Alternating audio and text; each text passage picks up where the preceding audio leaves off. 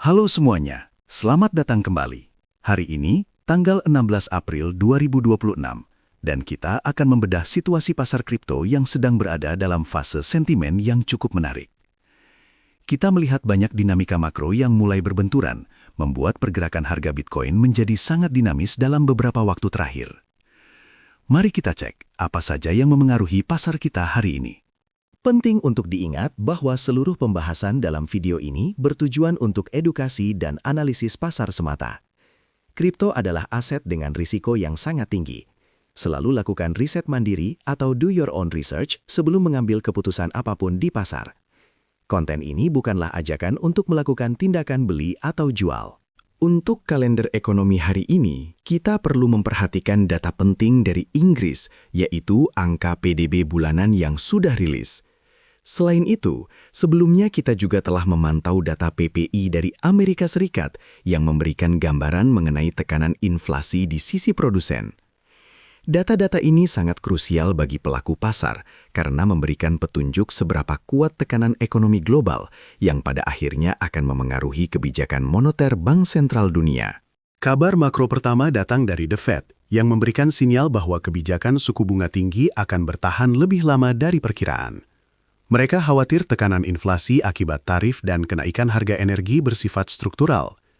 Ini tentu jadi sentimen yang menantang, sebab suku bunga tinggi cenderung menarik likuiditas keluar dari pasar yang berisiko seperti kripto, karena investor lebih memilih instrumen yang lebih aman.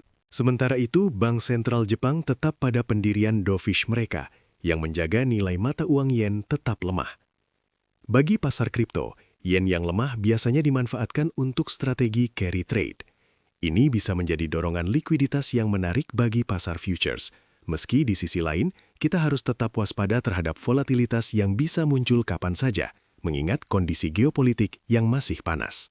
Berita ketiga yang tidak kalah penting adalah eskalasi konflik di Timur Tengah yang mengganggu suplai minyak dunia dan mendorong harga energi naik.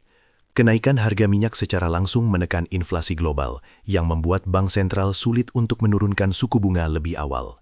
Dalam situasi penuh ketidakpastian seperti ini, Bitcoin seringkali dilihat sebagai pelindung nilai. Namun tetap saja, tekanan biaya produksi dari energi tinggi tetap menjadi faktor yang perlu diperhatikan. Indeks Fear and Greed hari ini berada di angka 55, yang masuk dalam zona netral. Skor ini bertahan stabil dalam beberapa hari terakhir, menandakan bahwa pelaku pasar sedang dalam fase menunggu dan melihat setelah pergerakan yang cukup fluktuatif di minggu sebelumnya. Market belum menunjukkan optimisme berlebih yang ekstrim, tapi tekanan jual juga sudah mulai tertahan. Kalau kita melihat indikator Pi Cycle Top, saat ini posisinya masih jauh dari titik peringatan. Harga Bitcoin masih bergerak di sekitar $74.000, sementara persilangan antara rata-rata pergerakan 110 hari dan 350 hari masih berada di level yang jauh lebih tinggi. Ini adalah sinyal bahwa secara historis, pasar belum berada di area puncak yang biasanya menjadi tanda untuk waspada akan pembalikan arah besar. Puel multiple kita saat ini berada di angka 0,87. Indikator ini sangat berguna untuk melihat kesehatan pendapatan para penambang Bitcoin. Berada di bawah angka 1 berarti tekanan dari aksi jual penambang cenderung berkurang. Ini memberikan ruang bagi harga untuk mencari keseimbangan baru setelah periode distribusi yang mungkin menyertai tiap fase siklus market. Secara keseluruhan, dari 30 lebih indikator siklus yang kita pantau, belum ada satupun yang memberikan alarm merah atau sinyal untuk keluar dari pasar. Konsistensi data ini menunjukkan bahwa struktur pasar masih berada dalam fase akumulasi menuju pertumbuhan.